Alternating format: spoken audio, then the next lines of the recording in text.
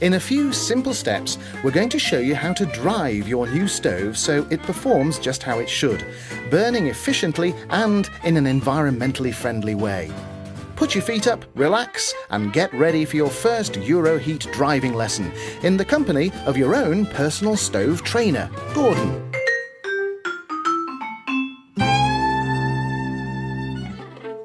There's more to wood than meets the eye, a lot more.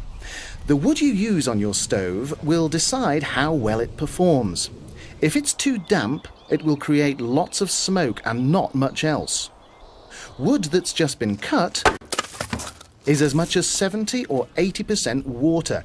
That's a pint for an average 12-inch log. And no wood will burn properly while it still contains high levels of water.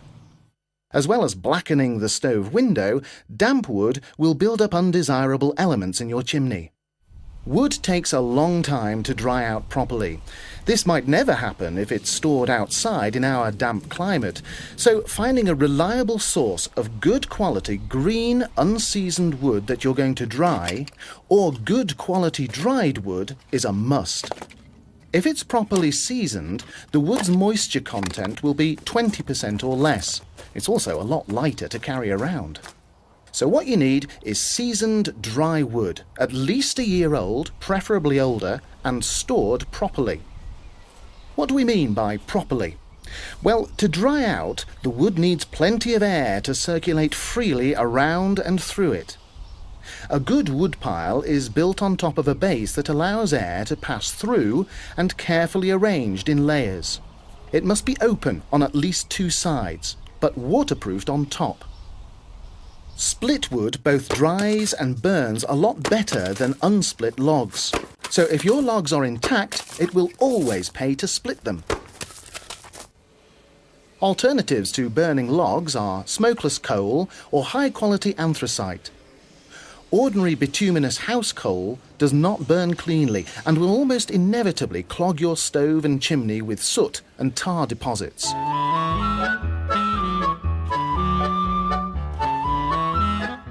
This is it, the first and probably most important part of your Euroheat driving lesson: preparation.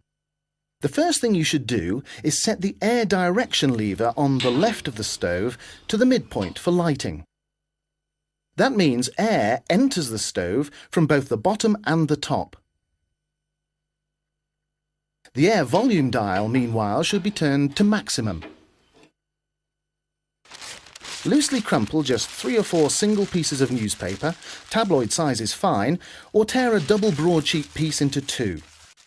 Then place some pieces of dry kindling over the paper in a loose wigwam shape, leaving gaps in between. Always make sure you leave room for the air to circulate. The air supply is all important. If you put too much paper in, it will restrict the under-fire air and the stove could go out. Finally, add a small split log to either side. Having made sure that the paper is accessible in 3 or 4 places, you're now ready to light up. Use long matches if you can to avoid getting burned. And there she goes. That's how easy this stove is to light, if you follow the guidelines. After a couple of minutes, as soon as the kindling is burning vigorously, you can move the air direction lever from the mid-lighting position to the top wood-burning position for over-fire air and leave it there. Unlike the controls of most stoves, the precision engineering is designed to be left alone rather than messed about with.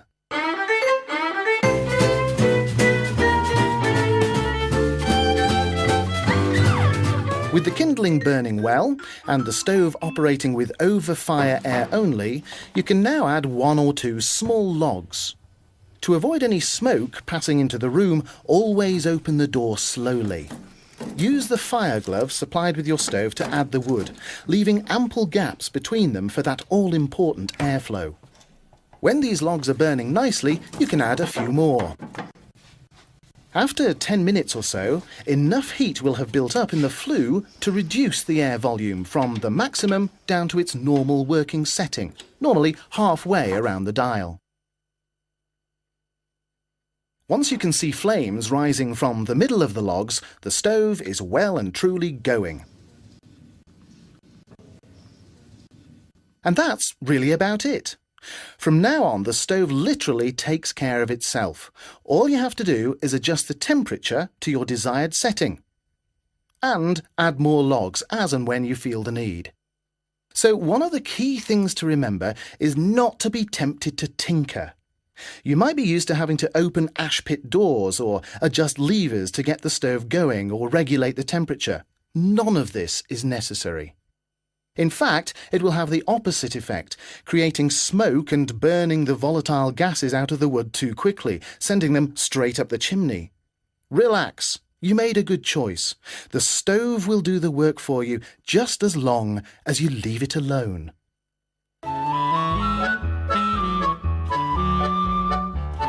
The printed user guide that came with your stove has loads of useful information presented in an attractive and informative way. For instance, you'll find out about advanced stove driving techniques, like emptying the ash pan while the stove is burning. Marginally opening the upper door first before you remove the ash pan will stop the stove turning temporarily into a roaring inferno.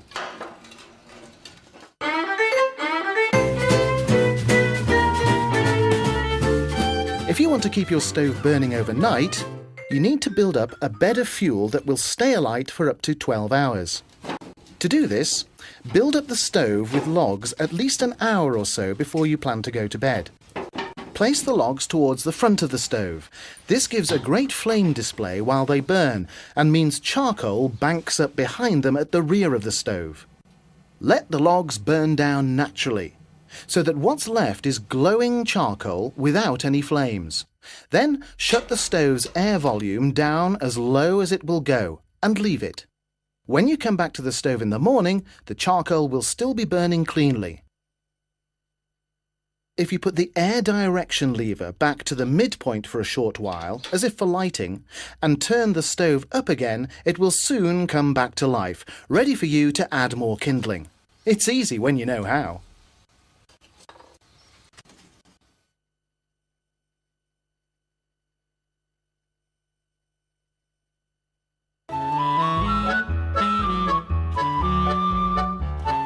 The principles of burning manufactured smokeless coal or anthracite are much the same as those that apply to wood. Light the fuel with crumpled newspaper and kindling, or you can use fire lighters. When the coal is alight, you can add another layer, gradually building up the fire, leaving the lever in the mid position for smokeless coal, or closing off the overfire air for anthracite. Before adding any further layers of coal, you should make sure that there are no significant flames, and always riddle the grate. As with wood, it's all about getting the stove burning correctly and leaving it.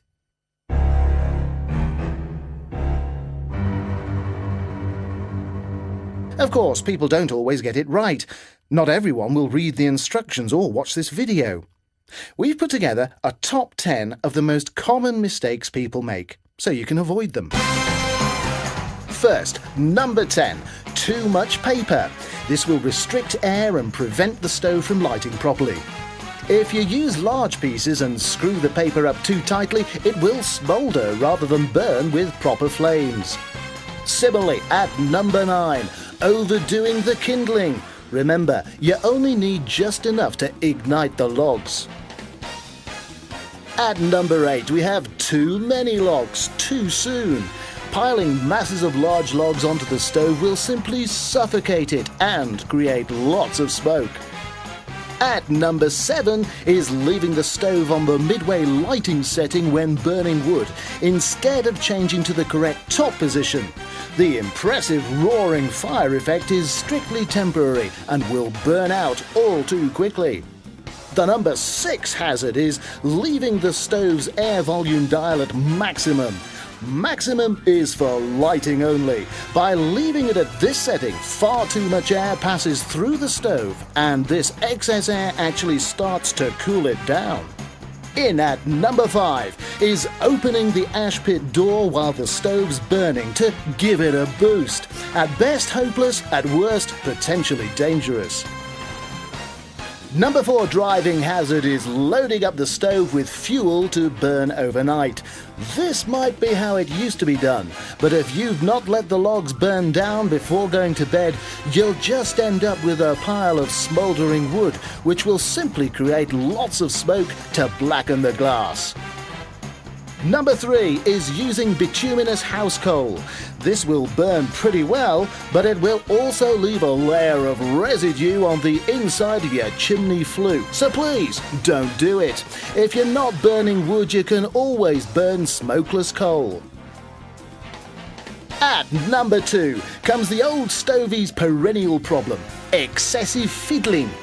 Excessive fiddling with this or that control will result in much frustration, ultimate failure, and may even damage your stove.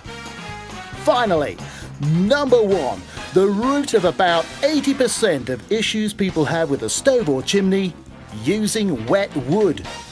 This is always a bad idea and guaranteed to produce lots of smoke, blacken glass, and not much else. So buy old, seasoned wood, or if you do buy green wood, make sure you dry it properly in a wood store.